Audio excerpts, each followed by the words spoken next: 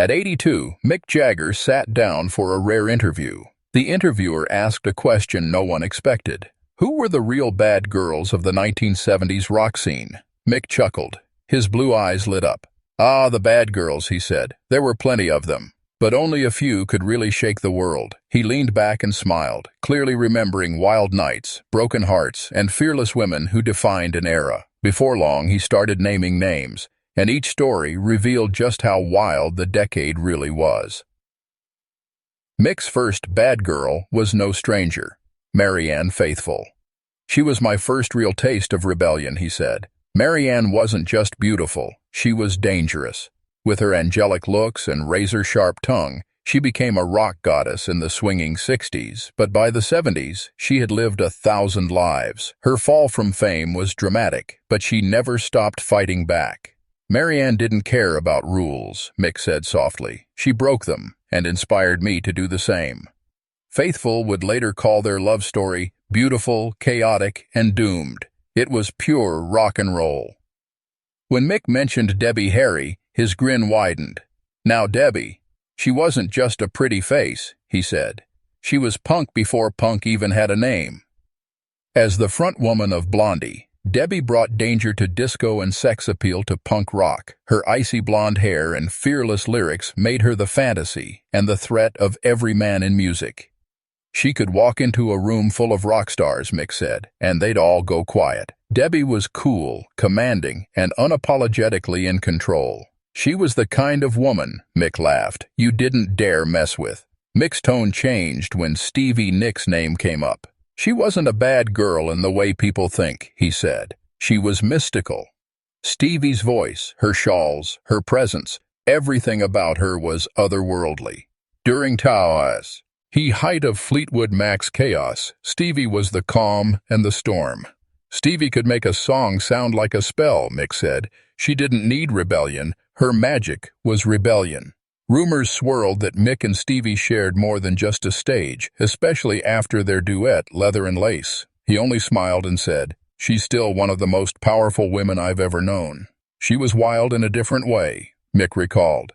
Patti Smith didn't play by anyone's rules. She dressed like a poet, performed like a prophet, and spoke like a street fighter. Her album, Horses, changed everything. It gave women a new voice in punk rock. She didn't care if you were a rock god, Mick said. If she had something to say, you listened. Patti once called the Stones beautiful animals, and Mick loved that. She understood what we were about, he said. She wasn't afraid to stand next to the boys. She stood above them. Grace Slick, Mick said, wasn't afraid of anything. The Jefferson Airplane singer was the face of psychedelic rebellion. She sang about revolution, challenged authority, and lived louder than life. She once tried to sneak LSD into the White House, Mick laughed. If that's not a bad girl, I don't know what is. Grace's power came from her voice, commanding, haunting, and full of fire. She wasn't trying to be sexy, Mick added. She was dangerous. That's what made her irresistible. Grace was proof that in the 70s, rebellion could sound beautiful. Tina Turner, Mick said with respect, was the strongest woman I've ever seen. By the 70s, Tina had survived years of pain and emerged stronger than ever. She had this energy on stage, like electricity, he said. I learned a lot from her. Mick often credited Tina for teaching him how to move. She danced like her life depended on it, and maybe it did. Her fiery comeback inspired millions. She wasn't just a bad girl, Mick said. She was a warrior. When Cher's name came up, Mick laughed. Now there's a bad girl who never apologized for anything. From her wild outfits to her fearless attitude, Cher owned every stage she stepped on. She could outtalk any man in the room, Mick said, and she made it look easy. In the 70s, when most women were told to be quiet, Cher became louder, in fashion, in music, in life. She didn't follow trends, Mick said. She made them. Even Mick admitted, if you tried to keep up with her, you'd lose. Ah, Susie, Mick said. She brought danger to pop. Susie Quatro was the first female bass player to become a rock star in her own right. With her black leather jumpsuits and raw voice, she made teenage boys and their dads nervous. She was like a female Elvis, Mick said. only tougher. Susie showed women that they didn't need to stand behind a front man. I could be the front. She didn't care about being liked, Mick said. She wanted to be loud, and she was. Not many people know this, but Mick mentioned Debbie Reynolds as a secret bad girl. She had this clean image, Mick said, but behind the camera, she had fire. Reynolds' charm hid a sharp wit and fearless independence.